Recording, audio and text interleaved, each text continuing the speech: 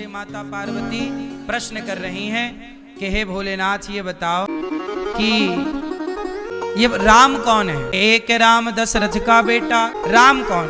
तब माता पार्वती से शंकर जी कह रहे हैं कि पार्वती जी आपने बड़ा अच्छा किया, आपने हमसे प्रश्न किया। आपने प्रश्न ना किया होता तो हमारी वाणी से भगवान की कथा ना निकल। देखो ना, हमारी मैया जी कथा ना कराती, जब हमारी मैया कथा ना कराती तो फिर कथा हम कैसे सुना पाते? ऐसे कथा होती तो हमारी मैया श्रीमती रेणु बख्शी जी आपने कथा कराई, कथा कहने का हमें मौका मिला। आपने कथा कराई ही ना होती तो फिर कैसे हमें मौका मिलता? कुल मिलाकर के हमारी मैया ने कथा कराई।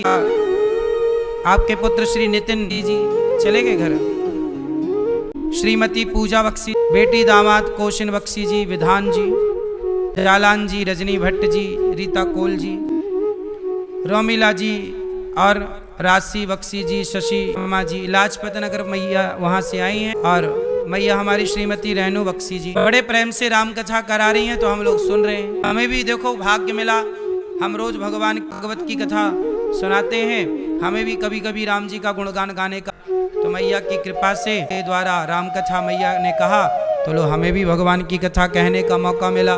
हमारी भी वाणी पवित्र हो रही है कथा से, आपका भी हृदय पवित्र हो रहा है भगवान की कथा से। तो कथा दोनों को, श्रोता वक्ता दोनों को,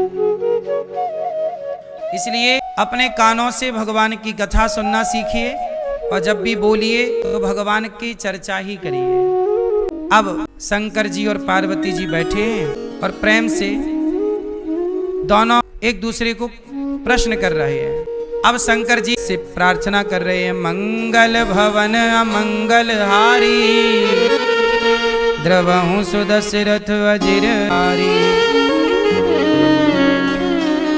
प्रार्थना करके मंगलाचरण करके शंकर जी पार्वती जी की प्रशंसा कर रहे हैं कि आपने प्रश्न करके हम पर बड़ा उपकार, आपने रघुनाथ जी के बारे में पूछा है, रघुवीर चरण अनुरागी, तुम्हारे हृदय में भगवान के प्रति प्रेम है तब तुमने ऐसे प्रश्न किए, परंतु ऐसे प्रश्नों कोई करता नहीं। पार्वती जी से शंकर जी कह रहे हैं, हरि कथा सुनी नहीं काना, श्रवण रंध्र अहि भवन जाना।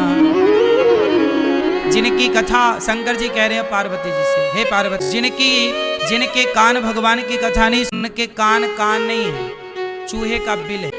इसलिए कान तब सार्थक, कानों की सुंदरता, सोना पहन लेने से लोग तो पूरे कान को छिदा लेते हैं नीचे और पूरे में सोना पहन लेते हैं, इससे कान की सुंदरता। कान वही सुंदर हैं जिन कानों को रोज कथा सुनने को मिले, रोज भगवान की कथा, वो कान सुंदर। कान जिन्हें हरि कथा सुनी नहीं काना, वो कान जो कथा नहीं सुनते वो तो केवल चूहे के छेद है बस, कान का बिल चूहे। और नए नहीं संत दरस नहीं देखा, लोचन मोर पंख कर लिखा।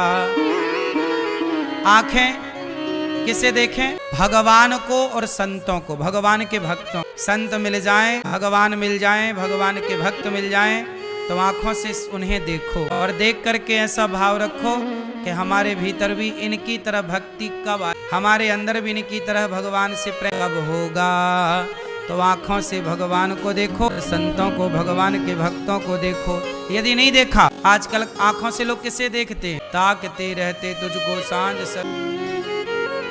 आंखों से लोग क्या देख रहे हैं? देख नहीं रहे हैं, ताक रहे हैं, जबकि हमारे यहाँ ताकने को मना किया गया। देखो भालो तको मत, बोलो चालो बको मत, खाओ पियो चलो मत, खाओ पियो छको मत, चलो फिरो थको मत।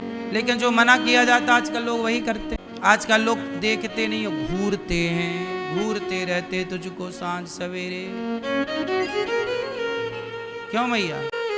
अच्छा, मोर पंख में भी आंख होती है कि नहीं? छोटी सी मोर पंख में ध्यान से देखो, एक छोटी सी आंख सी बनी रहती। तो जिनकी आंख भगवान को नहीं देखती, वो आंख वैसे ही है जैसे मोर पंख की आंख है, बस कुछ कर नहीं सकती वो आंख।